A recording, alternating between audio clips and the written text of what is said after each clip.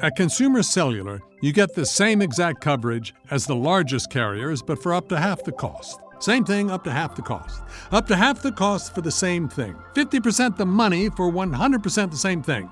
I hope I'm making myself clear. Consumer Cellular. When freedom calls, we're here to answer. Call us at 1-888-FREEDOM. Half the cost savings based on cost of Consumer Cellular single-line 5GB data plan with unlimited talk and text compared to lowest cost single-line postpaid unlimited talk, text, and data plan offered by T-Mobile and Verizon May 2023. Hello there. It is Eric Erickson here. The phone number is 877-973-7425 should you wish to be a part of this here program. Now, we'll be a little loose with you on the phones, but y'all on the phones, the spirit has hit me. I'm sorry. Okay, never mind. Well, no. I've been roped into The Righteous Gemstones on HBO. If you have a problem with bad language, do not watch. Do not watch it. But it is, once you understand, it is not a show that is ridiculing Christians. It is a show that is ridiculing the prosperity gospel. It's genius. It is genius. But anyway, the Spirit has moved me. I got to talk about something, and I've been actually dying to get to this, and I've been making myself put it off because there's been so much other stuff. But I've got to, we need to, y'all, we got to talk. We have a problem. We live in an age where people truly believe they can signal their virtue without ever having to be virtuous. What set me off, just so you understand, the head of the European Union had the EU headquarters lit up to look like the Ukrainian flag. The top floors were all lit up in yellow and the bottom floors in blue, and the Ukrainian blue and the Ukrainian yellow. It's very distinct shades. It's a very beautiful thing. Except the EU isn't doing jack to help Ukraine. I can understand Dallas, Texas doing it. I can understand the top of the New York, the Empire State Building in the Ukrainian colors. I can understand that these are cities far away that are doing it. They're not the Capitol buildings. It would be like, remember when Barack Obama, after the Obergefell decision that legalized gay marriage, lit up the north face of the White House in the rainbow flag? Okay, can you imagine Joe Biden lighting up the White House in the Ukrainian flag colors and say, hey, yeah, y'all are on your own and I'm not going to send you weapons, but we're with you in spirit? When a country's being invaded, thoughts and prayers only go so far. Thoughts and prayers from the people are fine. But the government saying, thoughts and prayers with you. You know, the left mocks conservatives for saying our thoughts and prayers are with shooting victims when there's a mass shooting. But we're not the government. We're individuals. And we don't support their legislative prescription. This is not a policy issue here. This is our friends who we have wooed to come to the West, flirted with the idea, liked the idea, wanted to get out of Vladimir Putin's sphere of influence. We said, y'all come on, the water's fine. And the moment they did, Putin invades. We're like, thoughts and prayers. What the hell? I'm sorry. Excuse my language. I'm saying that in lieu of worse words that are in my head right now because I'm just outraged by this, and it has started years ago. Remember when the Boko Haram, the other terrorist group, the Boko Haram kidnapped all of the kids in Nigeria. And Michelle Obama's like, hashtag save our girls. Oh, that's going to do it. Yes. Hashtag is going to save our children from terrorists. Baku. Hashtag. Allah. My God, no! The filthy terrorists were not put off and intimidated by a hashtag. They believed they had Allah on their side, and they were going to keep the children and either use them as sex slaves or kill them. A hashtag did nothing. But I'm sorry.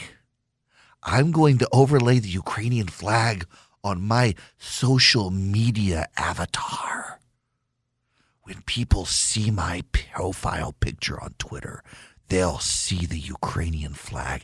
They'll even see it next to my name. They'll know I care. That and $6 will buy you a cup of coffee at Starbucks. It won't save Ukraine from invasion. Now, I get it. Now, listen, there are causes where I get it. Cancer.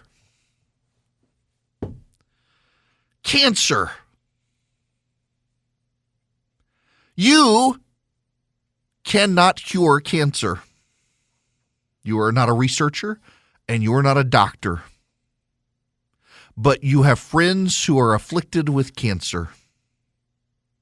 And so you contribute money to a research effort and you get a ribbon and you proudly display it that you care about this cause and you have contributed money to it. You can't do jack about cancer, but you gave money to help. There are causes where that is perfectly fine. There are causes that are out of your hands, but you care. I get that. But sometimes some of the actions, like no one puts on a pink ribbon and thinks, well, I have defeated cancer. But there are those people who pick up the hashtag Save Our Girls. They really thought they were doing something. They were generating outrage, and you know that outrage was going to do it. Nobody cares. Vladimir Putin does not care about your outrage. Vladimir Putin does not care that you are on the side of the Ukrainians. He's already at the gates of Kiev. He doesn't care about your feelings.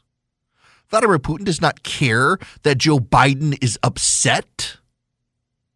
Lighting the Brandenburg gates up with the Ukrainian flag while the Germans are blocking sanctions against Russia that would have a meaningful, immediate financial impact?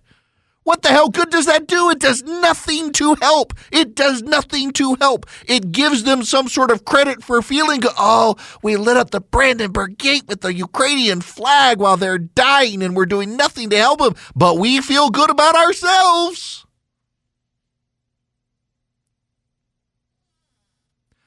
The Western world, maybe Ukraine getting its butt kicked like this, God bless them. I hope they can beat them off. But will this be a wake-up call for the West that, hey, you guys, you've had a period of unseriousness?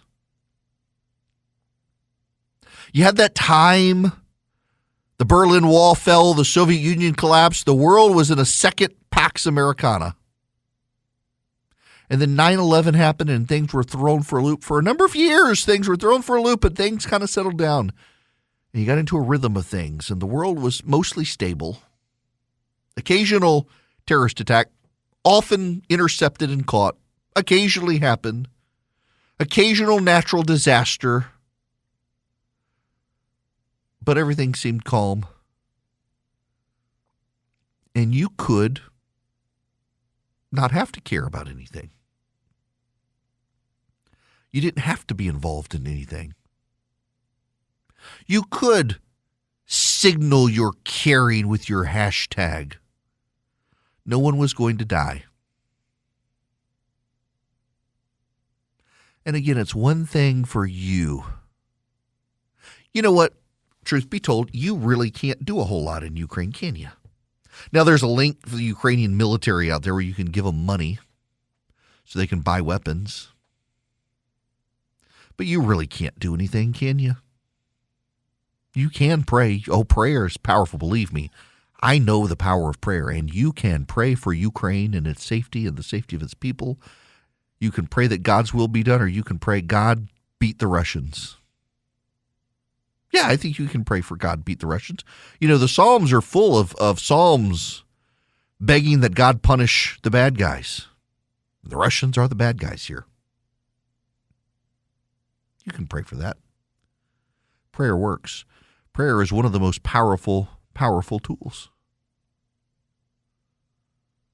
But that's about all you can do unless you're going to give some money to the Ukrainians or open your home to Ukrainian refugees. But you are not individually the government. You're not the First Lady of the United States. You're not the President of the United States. You're not the President of the European Union. You're not the Chancellor of Germany. You're not the Prime Minister of Great Britain. You're not the President of France. And for them to signal their care and concerns and virtue and not do anything to help the Ukrainians, we should all be appalled by this. This is a failure of Western leadership. If you weren't here in the first hour, Tom Cotton, senator from Arkansas, was on, and he pointed out how many the European leaders, a lot of them are on the payroll of Russian companies. They make money. The Russians have bought them off. Frankly, I am concerned in this country about the number of people and institutions who may be bought off by the Russians. I am genuinely appalled at the number of people who are purportedly on my side of the aisle who are praising Vladimir Putin and defending him in this. No, I'm not talking about Donald Trump, who praised Putin and said this would not happen on his watch. No. There are loud voices out there on the right, including people like Mike Flynn, saying that Putin's in the right. Putin's the good guy here. No, he is not. And you got a broken soul if you think he is.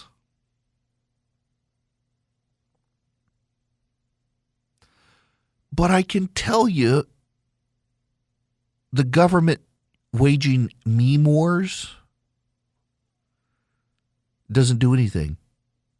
The American State Department under Joe Biden has been issuing memes, visual images to relay a message like a political cartoon to make you laugh, to make you think. That's what they're doing, a meme war. Woohoo! That's really going to stop the Russians. Lighting your building like the Ukrainian flag. Oh my gosh, Vladimir Putin is going to say that. Oh, if only I didn't know they were going with the light bulbs. I didn't know they were going with the light bulb. If only I had known. Do you know what the carbon footprint of those lights? By God, we better cancel the invasion. They've lit up the Brandenburg Gate. All that energy is going to get climate change. We better, guys, cancel. Go home. Can you really?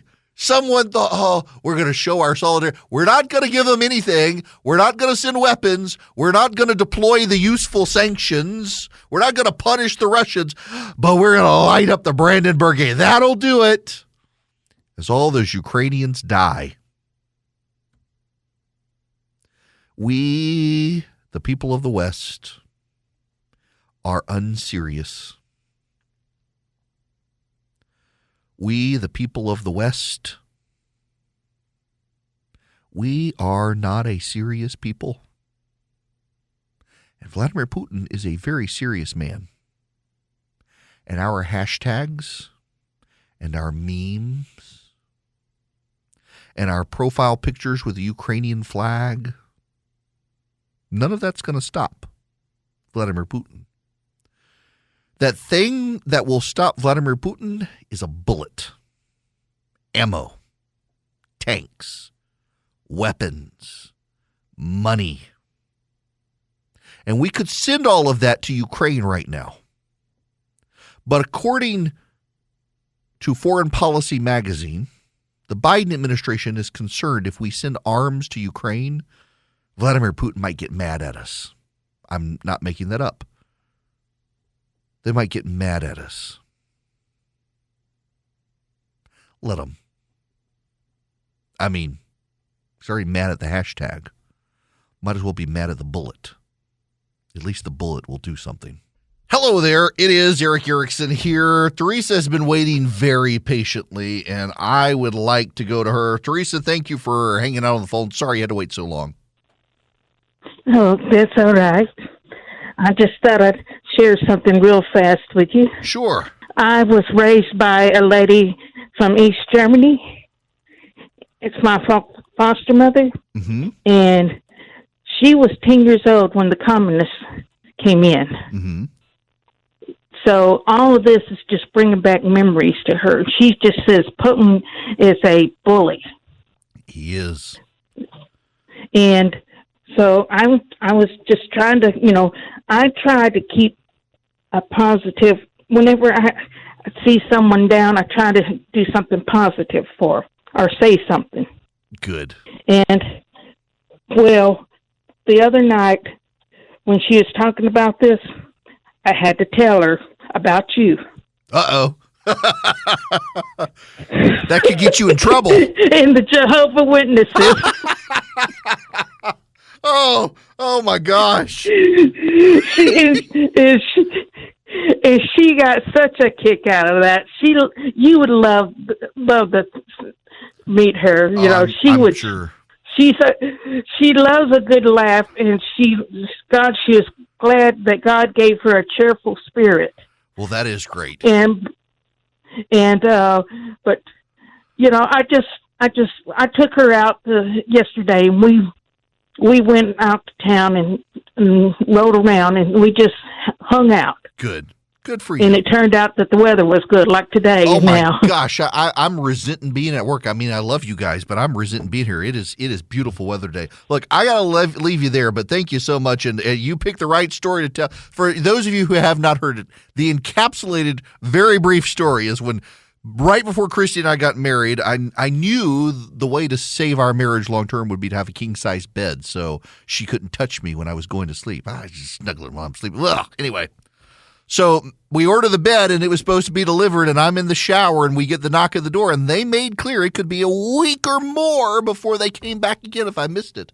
So I run down the hall. We're in a rental house. I literally, pool of water going with me because I am dripping wet. I got a towel wrapped around me. I fling open the door, and the towel drops right there in front of the three women from the Jehovah's Witnesses who they dropped the watchtower and, nearly fell off the porch. They were running so fast to get away from me. I did not mean to. I really thought it was the mattress company, and I didn't think the towel was going to fall either. And if it had fallen in front of a couple dudes bringing a mattress, it wouldn't matter. But these poor ones, they never came back. I think I'm on like a child predator list for the Jehovah's Witnesses or something because they never came. They've never come back to share Jesus with me. I to this day, I feel really bad about it. It's embarrassing, but I got a great story. It's a true story. I promise it really did happen. Hello there. It is Eric Erickson here. The phone number is 877-973-7425. Oh, this is funny. I'm going to go to Rooster. Rooster, welcome to the program. This is funny because the other day we had somebody call, and I looked at it, it's like, oh, it's Rooster calling, and then it wasn't you. It was like Roger or something. Is there somebody impersonating the Rooster? I hope not. You never know. You know what happens when there's two roosters in a barnyard, right? You win. Eric, I was going to make the comment. You know why in every video game and movie the bad guy is always the Russians? Because they're bad? No, because they don't care about getting offended, and you do all kinds of craziness. They don't care. They beat you up anyway. Yeah. Yeah, that. I have one other. Go ahead. I've got another comment once we're done with the Russian thing. But, in the movies and the video games, the Russians, they don't care what you think. They're not afraid of us offending them. And, it doesn't matter if, we do something that offends them. They're not going to cut off our TVs and everything else like China or somebody else. They don't care. Well, and so your point everything too, doesn't make any difference. Just think about this: in all the movies where you have like the bad guy who's like the Russian, they always tell you in advance exactly what they're going to do, which is exactly what Putin did, and no one took him seriously. It's funny if you look at World War II and how World War II started, it looks exactly like an echo as to what's happening right now. It does. We should all be worried about that, and no one cares. Right. But anyway, my other comment was going to be, I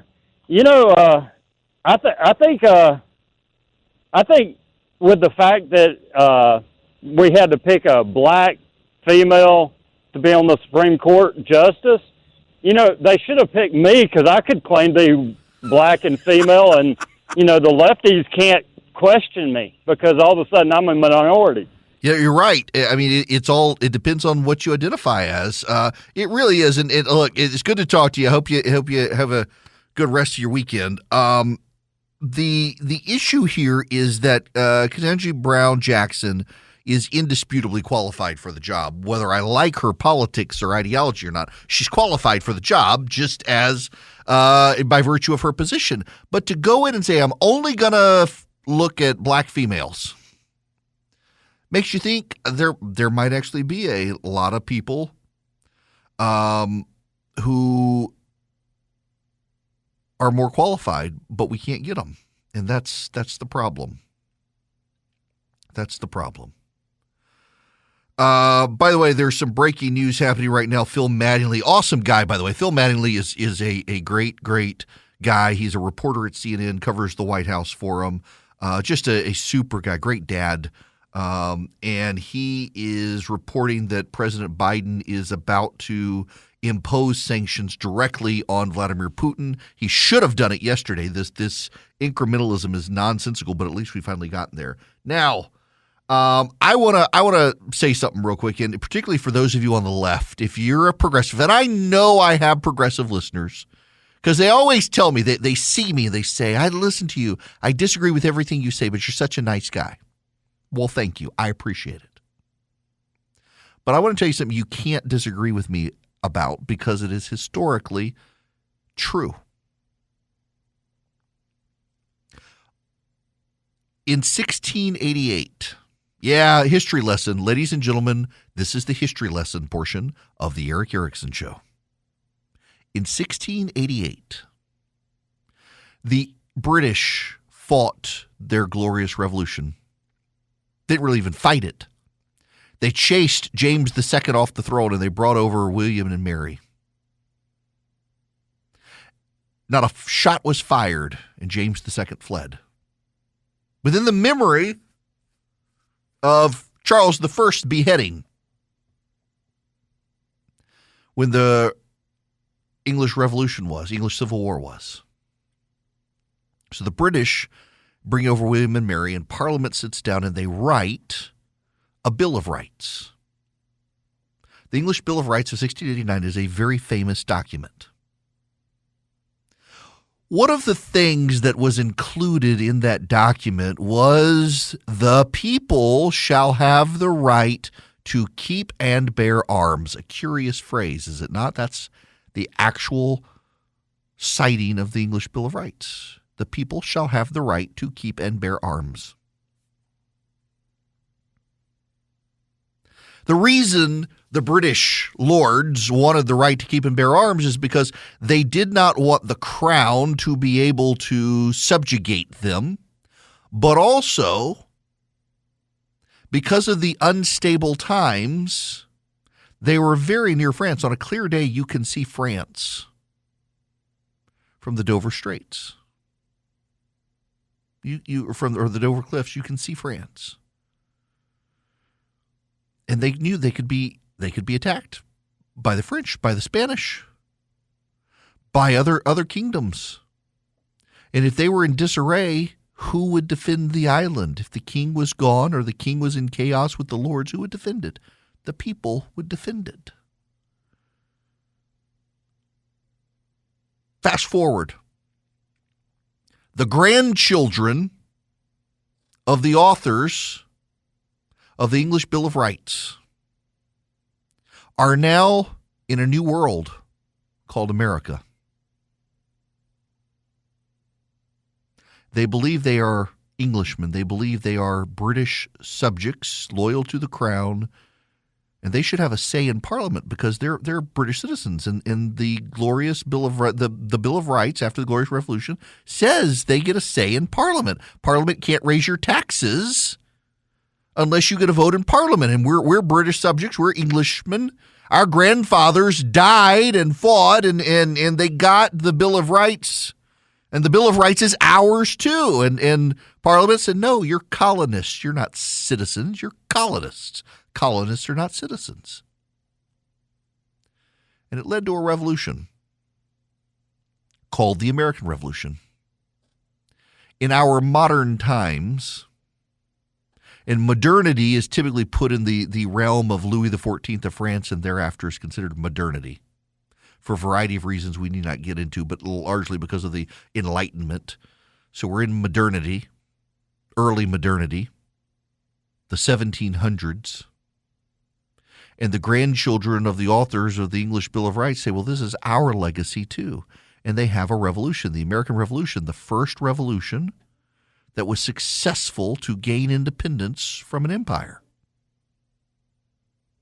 And they write out their Constitution. The British didn't have a written Constitution. They did. The British had the Bill of Rights in writing and the Magna Carta in writing, but they didn't have an actual Constitution in writing. And the Americans decided to do it.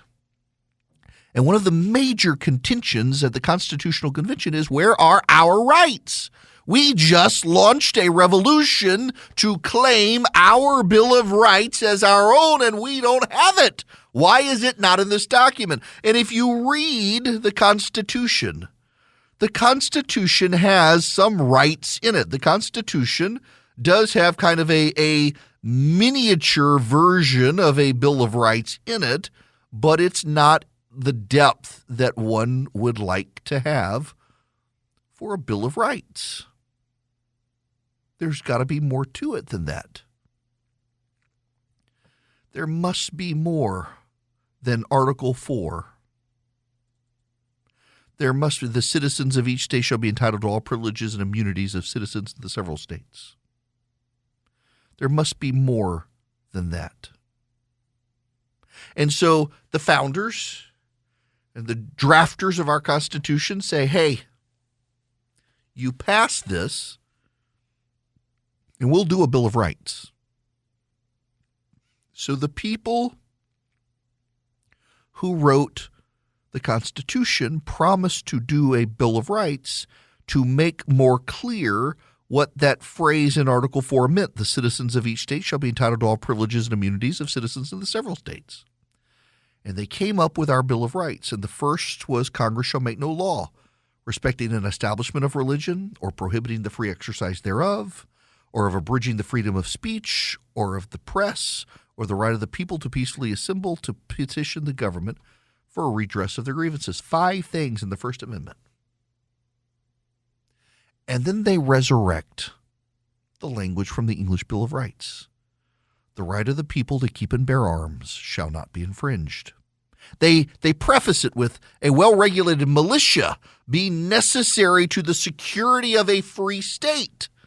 The right of the people to keep and bear arms shall not be infringed. Now, part of this was, well, what if our government gets so powerful, the people need to rebel? Well, here's your power check, government. We're going to let the people bear arms. But it wasn't just that. And Second Amendment advocates oftentimes say, well, it's about if the government comes to get us, like in Canada.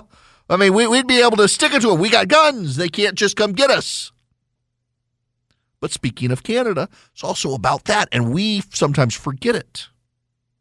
The Canadians are subject to the British Crown.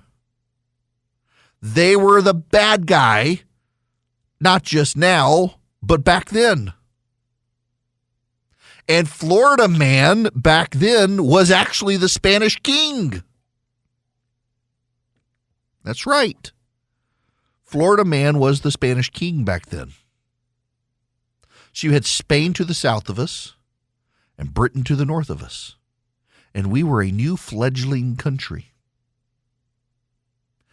So we needed the people to keep and bear arms in case they came for us again. Ukraine is now learning that lesson the hard way. The president of Ukraine, when the Russians started agitating years ago, was asked, don't you want a version of the Second Amendment for Ukraine? And he said no. He didn't think gun ownership needed to be encouraged in Ukraine. For 24 hours in Kyiv, the line around the armory has stretched as all the citizens of that city line up to be given guns to save themselves and their city from the Russians across Ukraine. Right now, this very moment, darkness has fallen. It is night. It is winter. It is cold. And the people are in their homes. They're in their basements. They're in subway shelters and bomb shelters making Molotov cocktails and learning how to use the guns that the government is giving them, because they're there. They're there. The Russians are. They've invaded. And the people need their guns to protect their homeland. The line stretches around the block. In one Ukrainian city, the local officials begged the people to go home. They had not eaten. All they had done all day was give guns to people. And please let them go home and rest and re-energize, and they'll be back the next day to give more guns. And the people are still there in line right now. The sun is down. It is winter in Ukraine and Eastern Europe. It is cold, and they are there to get their guns to defend their homeland. If only they did not have to queue up in a line. If only they had them to begin with, as we in this country do. I tell you the truth, and I am not kidding. Every American should own a gun and know how to use it. Every American should own a gun and know how to use it. And as I head out to commercial break, I need you to know something. There's a breaking news story. It's happening at this very moment. The Germans and the Russians now say they will go along with SWIFT. There is intelligence. NATO has just come public in the last 15 minutes. NATO has come public and said they have reason to believe the Russians will not stop at Ukraine. They have reason to believe that Russia will go beyond Ukraine once they get it, in particular into Romania. There is a portion of Romania that has been petitioning Vladimir Putin for relief. Romania is an ally. NATO has just ordered 50,000 soldiers to Eastern Europe.